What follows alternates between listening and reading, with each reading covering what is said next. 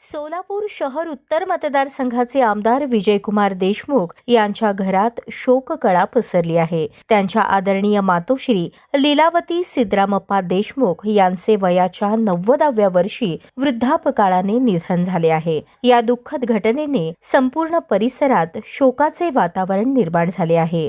निकटवर्तीयांनी दिलेल्या माहितीनुसार त्यांच्यावर आज सायंकाळी 4 वाजता अंत्यसंस्कार करण्यात येणार आहेत. देगाव येथील देशमुख मळा या त्यांच्या शेतामध्ये त्यांच्या पार्थिवावर अंत्यविधी पार पाडण्यात येतील. लीलावती देशमुख या अत्यंत धार्मिक वृत्तीच्या होत्या. त्यांच्या पश्चात मुले, मुली, नातवंडे असा मोठा परिवार शोकाकुल झाला आहे.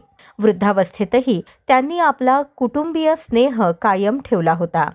आमदार विजयकुमार देशमुख यांच्या या दुःखाच्या वेळी राजकीय, सामाजिक क्षेत्रातील मान्यवर आणि नागरिकांकडून सहानुभूतीचे लोट उसळत आहेत. त्यांच्या निधनाने परिसरात मोठी हळहळ व्यक्त केली जात असून शोकग्रस्त कुटुंबियांना धीर देण्यासाठी मोठ्या संख्येने नागरिक उपस्थित राहण्याची शक्यता आहे.